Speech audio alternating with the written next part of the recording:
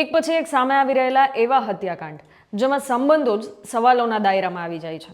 ક્યાંક પ્રેમી માટે પતિને રસ્તામાંથી હટાવવાનો આરોપ, તો ક્યાંક પોતાના જ પરિવારના વ્યક્તિને વર્ષો સુધી દુનિયાની નજરથી છુપાવી દેવાની કોશિશ. સિયા ગોયલ સાથે જોડાયેલા કેસની સોશિયલ મીડિયા પર થયેલી ચર્ચા હોય કે પછી સોનમ રઘુવંશીનો high profile honeymoon murder case, આ તમામ ઘટનાઓએ એક વાત તો ચોક્કસ સાબિત કરી છે કે ક્યારેક ગુનાની પાછળનું સત્ય એટલું ચોંકાવનારું હોય છે કે તેને સ્વીકારવામાં પણ સમય લાગે. અને હવે ગુજરાતમાં જામનગરમાંથી પણ આવો જ એક ચોંકાવનારો કેસ સામે આવ્યો છે.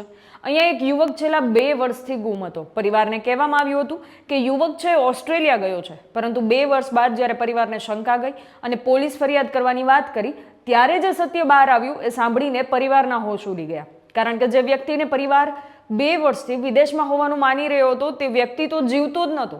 જામનગરના શિવમ પાર્ક વિસ્તારમાં આવેલી એક ફેક્ટરીના 12 ફૂટ ઊંડા ખાડામાંથી પોલીસે એક યુવકના મૃતદેહના અવશેષો બહાર કાઢ્યા છે. મૃતકની ઓળખ જિગ્નેશ ધરમશી તરીકે થઈ હોવાનું સામે આવ્યું છે અને આ મામલે પોલીસે જિગ્નેશની પત્ની ભૂમિ માવડિયા અને પ્રેમી નિલેશ કાછેટિયા અને પરપ્રાંતીય સહ આરોપી बालवीर वर्मानी धरपकड़ करी है. 26/7/2026 को सिटी बी पुलिस स्टेशन के अंदर एक अर्जी आई थी अरदास से अशोक भाई माधवजी भाई मावदिया। उन्होंने अर्जी की थी कि उनका भाई जिग्नेश जो पिछले 2 साल से लापता है, उसकी वारंवार उसकी पत्नी से पूछने पर वो बताती थी कि मेरा पति ऑस्ट्रेलिया गया है। जब उसका परिवार उसका संपर्क कांटेक्ट नंबर मांगता था तो उसका कहना था कि वो जिस कंपनी में काम करता है वहाँ फ़ोन पर बात करना अलाउ नहीं करते। कुछ समय बाद उनके काका के बेटे को ऑस्ट्रेलिया जाना था तो उन्होंने वापस उसकी वाइफ से उसका कांटेक्ट नंबर मांगा कि हम ऑस्ट्रेलिया जा रहे हैं, हमें हमारे भाई का कांटेक्ट नंबर दीजिए। उस समय उसकी वाइफ ने उन्हें, जब उन्होंने पुलिस की धमकी दी तो उसकी वाइफ ने बताया कि तुम्हारे भाई को मैंने 2 साल पहले मार दिया है। इसके बाद वो सिटी बी पुलिस स्टेशन आए, उन्होंने वहाँ अर्जी दी कि हमारा भाई 2 साल से गुम है और हमें आशंका है कि उसको उसकी वाइफ ने मार दिया है। इस पे सिटी बी पुलिस स्टेशन ने तपास की। तपास में पता चला विक्टिम जिग्नेश की वाइफ जिसका नाम पृथ्वी है, उसने अपने प्रेमी नीलेश के साथ मिलकर 2 साल पहले अपने पति की दारू में साइनाइड मिलाकर उसकी हत्या कर दी है। मैडम, हत्या कहाँ की थी और इसका प्रेम संबंध कितने समय से था? हत्या दरेड़ जीआईडीसी के कारखाने में की गई है, वहीं उसकी बॉडी गाड़ी गई है। ये कारखाना उसका खुद का था क्या? उसने ये कारखाना भाड़े पर लिया हुआ था उस समय। હવે અહીંથી આ કેસની કહાની વધુ ગંભીર બની જાય છે. મળતી માહિતી પ્રમાણે જિગ્નેશ અને તેની પત્ની છેલ્લા 7 વર્ષથી અલગ રહેતા હતા. બંનેને 3 દીકરીઓ પણ છે. જિગ્નેશ છેલ્લા 2 વર્ષથી પરિવારથી સંપર્ક વિહોણો હતો.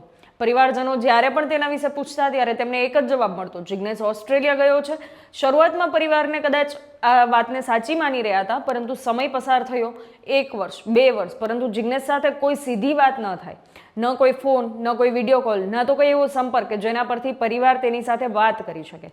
આ વાતથી પરિવારને શંકા થવા લાગી, જો જિગ્નેશ ખરેખર ઓસ્ટ્રેલિયા ગયો છે તો પછી પરિવાર તેની સાથે વાત કેમ ન કરી શકે? આ સવાલનો જવાબ મેળવવા માટે પરિવારજનો દ્વારા જિગ્નેશ સાથે સીધી વાત કરાવવાની માંગ કરવામાં આવી અને જો સીધી વાત ન કરાવી શકાય તો તેનો ઓસ્ટ્રેલિયાનો કોન્ટેક્ટ નંબર આપવા માટે કહેવામાં આવ્યું, પરંતુ પરિવારના જણાવ્યા અનુસાર કોઈ નંબર આપવામાં આવ્યો નહીં. આ પછી પરિવારજનોને વધુ શંકા ગઈ અને આખરે તેમણે સ્પષ્ટ કહી દીધું કે જો જિગ્નેશ સાથે વાત નહીં કરવામાં આવે અથવા તો તેનો કોન્ટેક્ટ નંબર નહીં આપવામાં આવે તો તેઓ પોલીસ સ્ટેશનમાં જઈ અને મિસિંગ રિપોર્ટ નોંધાવશે. બસ આ વાત સામે આવતા જ 2 વર્ષથી છુપાયેલું રહસ્ય બહાર આવવા લાગ્યું. પરિવારના જણાવ્યા અનુસાર જિગ્નેશના ભાઈ અશોક માવડિયાને ઘરે બોલાવવામાં આવ્યા અને ત્યાં તેમને જે વાત કહેવામાં આવી એ સાંભળીને તેઓ ચોંકી ઉઠ્યા. તેમને કહેવામાં આવ્યું કે તમારા ભાઈને મારી નાખ્યો છે. આ વાત સામે આવતા જ પરિવારજનો સીધા પોલીસ સ્ટેશન પહોંચ્યા. લેખિત ફરિયાદ કરવામાં આવી અને પોલીસે સમગ્ર મામલે તપાસ શરૂ કરી. તપાસ દરમિયાન પોલીસ જામનગરના જીઆઈડીસી વિસ્તારમાં આવેલા એક કારખાના સુધી પહોંચી અને ત્યાં એક 12 ફૂટ ઊંડા ખાડામાંથી માનવ અવશેષો મળી આવ્યા. જે બાદ પોલીસે મૃતદેહને બહાર કાઢ્યો અને આ અવશેષોને ફોરેન્સિક તપાસ માટે FSLમાં મોકલવામાં આવ્યા. પોલીસના તપાસમાં આ મૃતદેહ જિગ્નેશનો હોવાની માહિતી સામે આવી છે.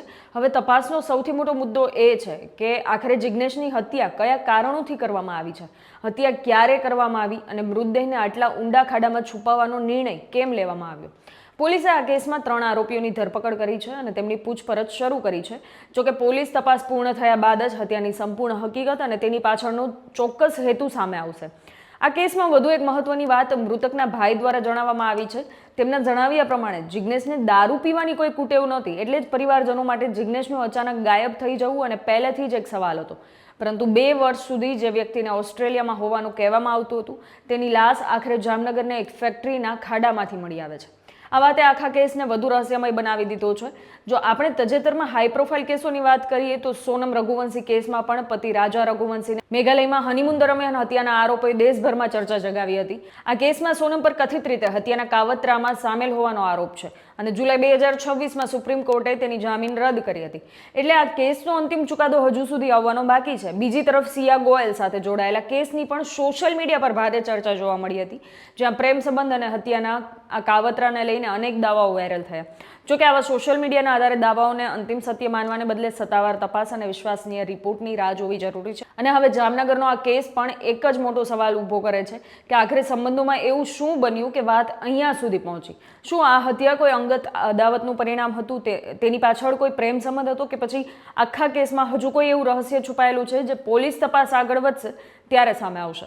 હાલમાં તો પોલીસની તપાસ ચાલુ છે. FSL રિપોર્ટ અને અન્ય પુરાવાઓના આધારે સમગ્ર ઘટનાની કડીઓ જોડવામાં આવી રહી છે. પરંતુ આ કેસની સૌથી મોટી ચોંકાવનારી વાત જ એ છે કે પરિવાર 2 વર્ષ સુધી પોતાના વ્યક્તિની રાહ જોતો રહ્યો. તેને કહેવામાં આવ્યું કે તે ઓસ્ટ્રેલિયા ગયો છે. પરિવારને જ્યારે શંકા ગઈ ત્યારે તેમને પોલીસ ફરિયાદ કરવાની વાત કરી અને ત્યારબાદ 2 વર્ષથી છુપાયેલું સત્ય બહાર આવ્યું. જિગ્નેશ હવે આ દુનિયામાં નહોતો અને તેનો મૃતદેહ એક ફેક્ટરીના 12 ફૂટ ઊંડા ખાડામાં છુપાવવામાં આવ્યો હતો. હવે આ સમગ્ર કેસમાં પોલીસની તપાસ કઈ દિશામાં આગળ વધે છે, હત્યા પાછળનું સાચું કારણ શું છે અને આ ઘટનામાં ખરેખર શું બન્યું હતું તે તો આવનારા દિવસોમાં જ સ્પષ્ટ થશે.